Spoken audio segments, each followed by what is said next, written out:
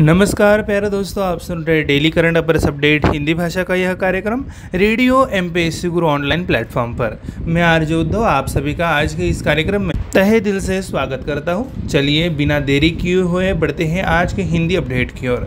आज की पहली अपडेट है महत्वपूर्ण दिन के बारे में। BR अम्बेडकर जयंती 14 अप्रैल को मनाई गई। 14 अप्रैल को BR अम्बेडकर की जयंती है, जिसे अम्बेडकर जयंती के रूप में मनाया जाता है।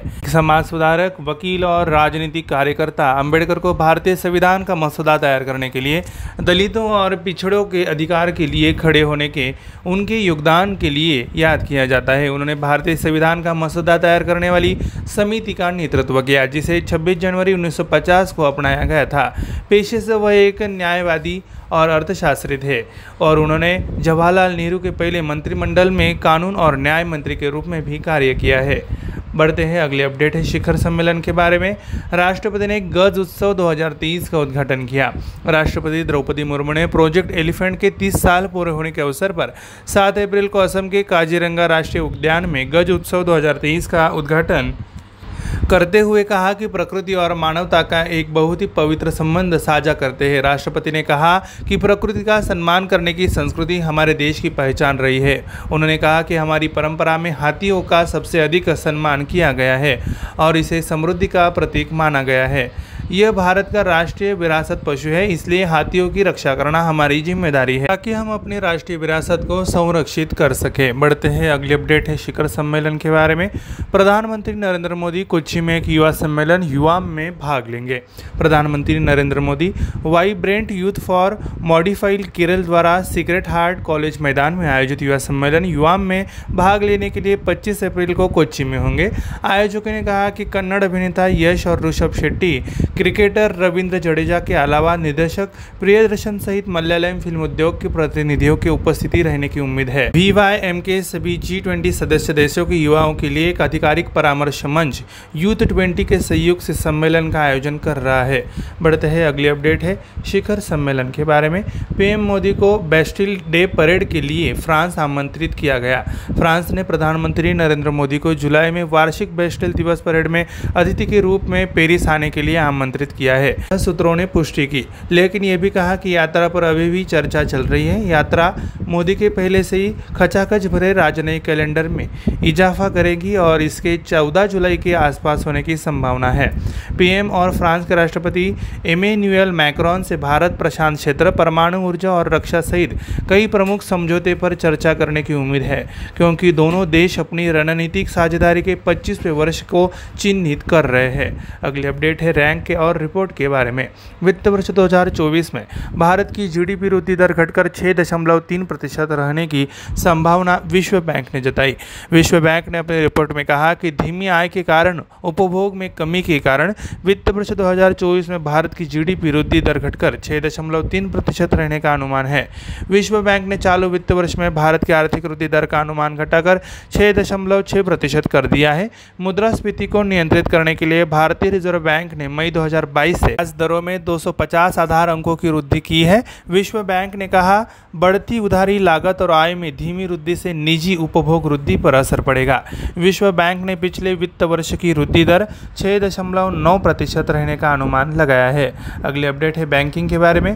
बैंक ऑफ महाराष्ट्र ने पुणे में स्टार्टअप के लिए अपनी पहली समर्पित शाखा का उद्घाटन किया। सार्वजनिक क्षेत्र के बैंक ऑफ महाराष्ट्र ने कहा कि उसने पुणे में स्टार्टअप के लिए अपनी पहली समर्पित शाखा खोली है। BOM ने एक बयान में कहा कि समर्पित शाखा एक स्टार्टअप को उसकी विकास यात्रा के दौरान सभी प्रकार की सहायता प्रदान करेगी। ऋणदाता ने कहा कि शहर की तकनीकी और औद्योगिक उन्नति और बैंक की विशेषज्ञता को देखते हुए पुणे हमारे लिए उद्यम करने के लिए राजनीतिक रूप से महत्वपूर्ण है। इससे बैंक के लिए और पुणे शहर और महाराष्ट्र राज्य में स्टार्टअप के लिए एक नया विस्टा शुरू होगा।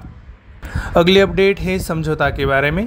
फिनो पेमेंट्स बैंक और राजस्थान रॉयल्स ने डिजिटल बैंकिंग साझेदार के लिए करार किया।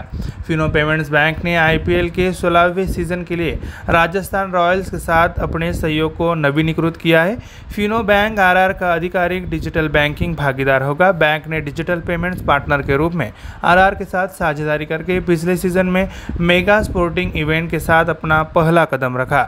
नए लॉन्च किए गए फोनपे डिजिटल बचत खाते को को इस जुड़ाव के माध्यम से अधिक आकर्षण प्राप्त होने की उम्मीद है। अपने नए फ़ोन पे डिजिटल बचत खाते के लॉन्च के साथ बैंक को राजस्थान रॉयल के साथ अपने जुड़ाव के माध्यम से अधिक आकर्षित हासिल करने की उम्मीद है। अगले अपडेट है खेल के बारे में। भारतीय पुरुष महिलाओं ने चौथा एशियाई खो खो खिताब जीता। भारतीय पुरुष और महिला टीमों ने उत्तर मध्यम असम के बक्सा जिले के अमूलपुर में संपन्न चौथी एशियाई खो खो चैंपियनशिप में खिताब जीते। फाइनल में भारतीय पुरुषों ने नेपाल को 6 अंकों और 1 पारी से हराया, जबकि भारतीय महिलाओं ने अपने नेपाल प्रतिद्वंदियों को 33 अंकों और 1 पारी से हराया। इससे पहले दिन में सेमीफाइनल में भारतीय पुरुष टीम ने की चुनौती को 45 अंक से हराया। नेपाल ने दूसरे सेमीफाइनल में बांग्लादेश को 1.5 मिनट शेष रहते 12 अंक से हराया। अगली अपडेट है समझौता के बारे में। भारत और रोमानिया ने पहले रक्षा सहयोग समझौते पर हस्ताक्षर किए। भारत और रोमानिया ने एक रक्षा समझौते पर हस्ताक्षर किए, जहां यूरोपीय देश के रक्षा उपमंत्री सिमोना कोजुकारू ने नई दिल्ली में रक्षा सचिव गिरिधर अरमाने से मुलाकात की। विदेश सचिव और रोमानिया के रक्षा नीति, योजना और अंतर्राष्ट्रीय संबंध विभाग की प्रमुख सिमोना कोजुकारू ने कहा कि भारत और रोमानिया के बीच हस्ताक्षरित रक्षा सहयोग समझौता सैन्य हार्डवेयर के सह विकास और सह उत्पादन सहित पारस्परिक हित के विषयों पर विशेषज्ञता और ज्ञान के आदान प्रदान के माध्यम से सहयोग को बढ़ाएगा। अगली अपडेट है नियुक्ति के बारे में। आरबीआई ने नीरज निगम को कार्यकारी निदेशक के रूप में नियुक्त किया। भारतीय रिजर्व बैंक ने नीरज निगम को कार्यकारी निदेशक के रूप में नियुक्त किया है, जो उपभोक्ता, शिक्षा और संरक्षण सहित 4 विभागों की देखभाल करेंगे। ईडी के रूप में पदोन्नत होने से पहले वह निदेशक के रूप में आरबीआई के भोपाल क्षेत्रीय कार्यालय का नेतृत्व कर रहे थे।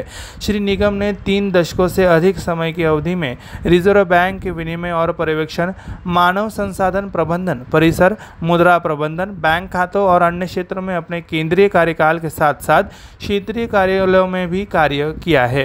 प्यारे दोस्तों, हमारा daily current affairs update Hindi भाषा का कार्यक्रम यहीं पे समाप्त होता है। मैं आरजे उद्धव आप सभी से लेता हूँ इजाजत। तब तक के लिए ऐसे ही बने रहिए और सुनते रहिए रेडियो एमपीएससी गुरु पर और भी नए नए कार्यक्रम। धन्यवाद।